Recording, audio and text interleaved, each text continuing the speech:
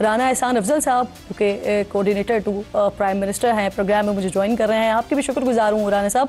सबसे पहले सर ज़रा आज का जो अहम मामला, आज एक मीटिंग हुई चीफ जस्टिस साहब की पाकिस्तान तहरीक इंसाफ के रहनुमाओं के साथ, और ये जो मीटिंग थी सर, ये वैसे तो अदालती इस्लाहात के मामले पर थी जो कि वज़ीर आज़म साहब के साथ भी हो चुकी है, लेकिन पाकिस्तान तहरीक इंसाफ को जो शिकायतें हैं वो भी उन्होंने चीफ जस्टिस के सामने रखा, और बैरिस्टर गौहर के मुताबिक चीफ जस्टिस ने उनको यकीन दहानी भी करवाई है मामलात के हवाले से। कैसे देख रहे हुकूमत इसे सर?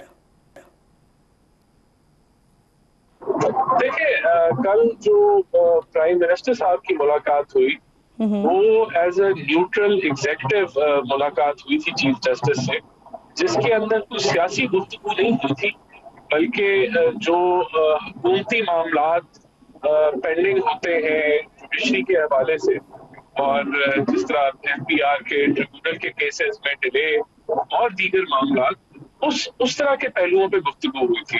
लेकिन मैं समझता हूँ कि अगर आज ऑपोजिशन ने सियासी पहलू के ऊपर अगर कोई गुफ्तगू वो लेके आए तो उसके ऊपर अव्वल तो नहीं होनी चाहिए थी, और अगर उन्होंने कोई शिकायतें लगाई हैं या अपने पर्सनल केसेस के हवाले से गुफ्तगू की है, तो मेरा नहीं ख्याल कि चीफ जस्टिस साहब जो है कोई उस पर उनको कोई ज्यादा फोकस करना चाहिए।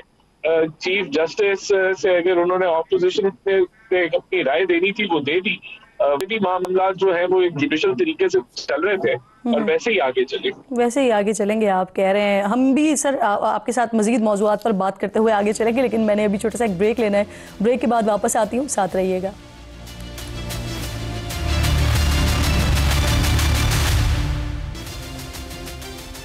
प्रोग्राम में एक बार फिर आपको खुशामदीद कहती हूँ। मेरे इंतहाई मोअज़्ज़ज़ मेहमान राना एहसान अफजल साहब साथ ही मौजूद हैं। राना साहब, सर ज़रा ये बताइएगा, इस्लामाबाद हाई कोर्ट के 5 जजेस वो सीनियरिटी वाले मामले को लेकर सुप्रीम कोर्ट चले गए हैं और वो कह रहे हैं कि जस्टिस सरफराज डोगर को बतौर चीफ जस्टिस काम करने से रोका जाए। तो हुकूमत का इस हवाले से क्या मौक़िफ़ है? और अभी कुछ दिनों पहले जो वज़ीर आज़म साहब की चीफ जस्टिस साहब से मुलाकात हुई थी, उसमें सीनियरिटी वाला मामला और दीगर मामला डिस्कस हुए हैं क्या?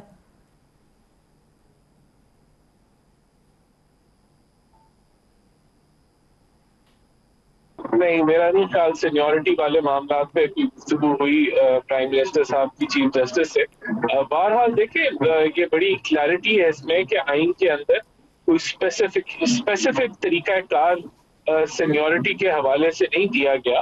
तो जिस तरीके से सीनियरिटी का तयन हुआ है वो ट्रेडिशन को भी बरकरार रखता है और उसके अंदर कोई आइनी खिलाफ वर्जी भी नहीं है।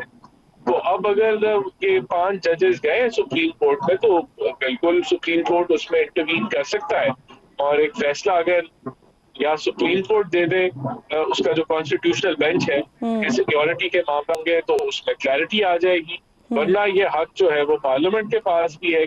सही। राना साहब, कल वैसे पीटीआई ने एहतजाज किया है लंदन में, जिससे शहजाद अकबर साहब और दीगर पीटीआई के अहम लोगों ने खिताब भी किया है। अब पहले भी इस तरह का एक मामला हुआ था काजी फाइज ईसा साहब के हवाले से, उस वक्त तो हुकूमत पासपोर्ट और शनाख्ती कार्ड तक मनसूख करने पर चली गई थी। इस बार कोई ऐसा एक्शन होने जा रहा है क्या हुकूमत का?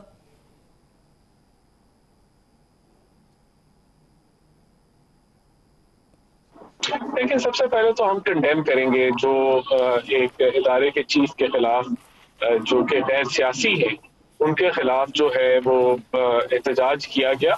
और देखिए, बात ये है कि उन्हीं इदारे जो चीफ हैं उनको खतूत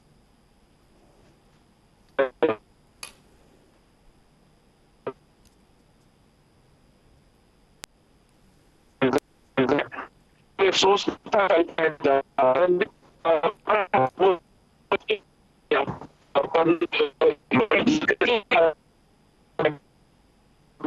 लेकिन सिर्फ 50-60 लोग जो है वो बाहर आए, और बिल्कुल इसको देखा जाएगा कि वो कौन लोग थे जिन्होंने गैर मुनासिब बातें की, और बिल्कुल अगर ऐसा उन्होंने कानून को तोड़ा और गलत वो जो है वो गुफ्तगू की, उस पर एक्शन किया जा सकता है। बहरहाल मैं ये जरूर कहूंगा कि वो एहतजाज जो है वो वैसी फ्लॉप एहतजाज था और एक बहुत बड़ा अच्छा था पीटीआई की काबिज के ऊपर अदारों को मिलाइन करने को और चीफ को मिलाइन। सही सर, एक तरफ पीटीआई की तरफ से ये सब कुछ हो रहा है, सोशल मीडिया पर जो हो रहा है वो भी हम देख रहे हैं, लेकिन दूसरी तरफ अंसार अब्बासी साहब की जैसे खबर ले लीजिए, वो ये कह रहे हैं कि मजीद दोबारा से पीटीआई की तरफ से कोशिशें की जा रही हैं कि किसी तरह से मुज़ाकरात हो जाए, बैकडोर राब्तों की कोशिशें हो रही हैं।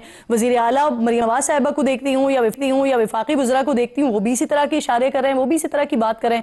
तो अगर सर कोशिशें हो रही हैं तो ये किस किस्म की कोशिशें हो रही हैं और दूसरी तरफ से जवाब क्या मिल रहा है? ये पीटीआई की पुरानी रवायत है कि एक तरफ से गिरबान पकड़ो और दूसरी तरफ से जो है वो पैरों को हाथ लगाओ, और वो डेस्परेट है, खान साहब डेस्परेट है इस वक्त कि कोई उनको रिलीफ मिले, कोई एनआरओ की तरफ मामला जाए किसी तरीके से। लेकिन मेरे ख्याल से इस मामले के ऊपर जो चीफ ऑफ आर्मी स्टाफ है उनका रिमार्क्स बड़ा क्लियर है कि ना कोई उनको दिलचस्पी है इस तरह के मामलात में और ना उनका वो आईनी रोल है। तो ये उन्होंने मीडिया में खुद भी बयान दिया है इस चीज के हवाले से, और फिर ये मौक़िफ़ एस्टैब्लिशमेंट की तरफ से भी आ गया। लेकिन आप इसमें तो क्लैरिटी है कि खान साहब जब इक़्तिदार में आए एस्टैब्लिशमेंट की मदद से, तो तब उनको बाप का रुतबा देते रहे और सारे मसाइल, सारी हुकूमत जो है वो उनके जरिए चलाते रहे। और जब इक़्तिदार से जिस दिन से बाहर निकले तो उनकी रवैया धमकी आमेज है और एग्रेसिव है। लेकिन सर आप लोग क्लेम कर रहे हैं कि वो कोशिशें कर रहे हैं, तो क्या कोशिशें हो रही हैं ये तो बताइए।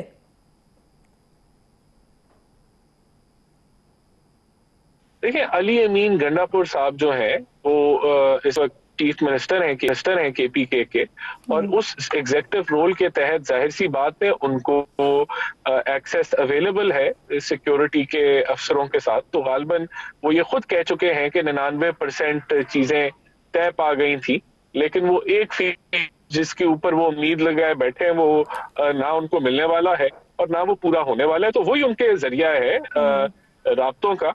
लेकिन मेरे ख्याल से एस्टैब्लिशमेंट का जवाब बड़ा क्लियर है और खान साहब अभी गिल्टी हैं, के केसेस में गिल्टी पाए गए हैं और 14 साल सजा वो काटेंगे अपनी। यानी आप कह रहे हैं कि सीएम साहब दोबारा से अपनी कोशिशें तेज करें। अब आप मुझे ये बताइए सर, सेनेट की कायमा कमेटी में वजीर खजाना साहब स्टेटमेंट देते हैं कि मुल्क अपनी साख खो चुका है, एतमाद की बहाली के लिए फौरी माशी इस्लाहात की जरूरत है।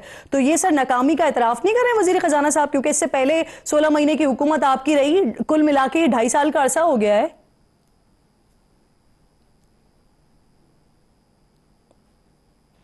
देखिए, उन्होंने यानी कि अब तो चीजें बेहतरी की तरफ बड़ी तेजी से बढ़ रही है ना। मूडीज और फिच की रेटिंग आपकी बेहतर हो रही है, तो इसका मतलब है कि पाकिस्तान की मईशत अपनी साख उसकी बहाल हो रही है। अगर आईएमएफ की हेड ने ट्वीट किया है कि बहुत अच्छे रिफॉर्म्स हो रहे हैं और हुकूमत इसमें सीरियसली काम कर रही है, तो ये भी पाकिस्तान की क्रेडिबिलिटी जो है वो वापस ली जा रही है। लेकिन अभी भी हमारे पास रोल ओवर्स हैं और हमने दोस्तों से अपने जो है वो बोरोइंग की हुई है।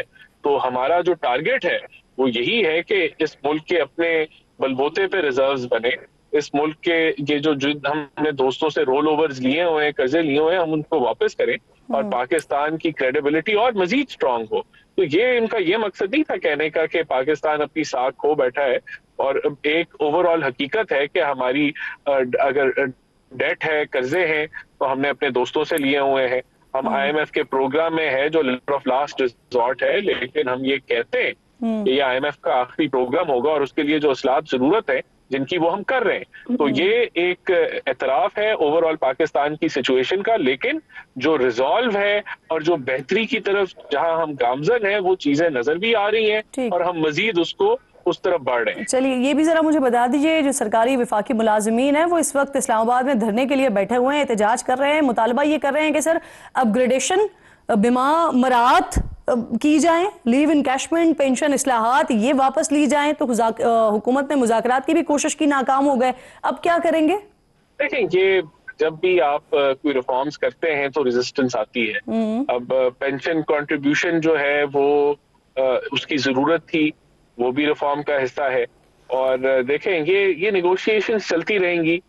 ऐसा नहीं है कि इसकी वजह से कोई रिफॉर्म्स जो है वो उनको ब्रेक आएगी, लेकिन आई एम श्योर कि हुकूमत जो है इन मामलात को हल कर लेगी एम्प्लॉइज के साथ, और प्रेशर के अंदर आके हुकूमत कोई काम नहीं करे। सर फैसल वावडा साहब का इंकशाफ है, कह रहे कराची पोर्ट ट्रस्ट की 40 अरब की जमीन जो है वो सिर्फ 5 अरब रुपए में दे दी गई है। तो ये किसको दी गई है जमीन सर?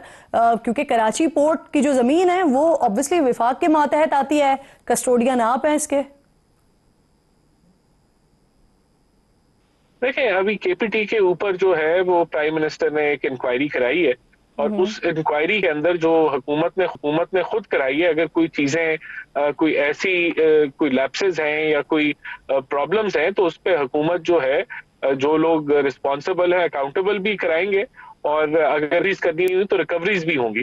लेकिन केपीटी के ऊपर प्राइम मिनिस्टर ने अपनी जो इंक्वायरी कमीशन है उसको पूरा एक रिव्यू करने के लिए कहा गया था और उसी की रिपोर्ट जो है वो प्राइम मिनिस्टर साहब को पेश हो चुकी है।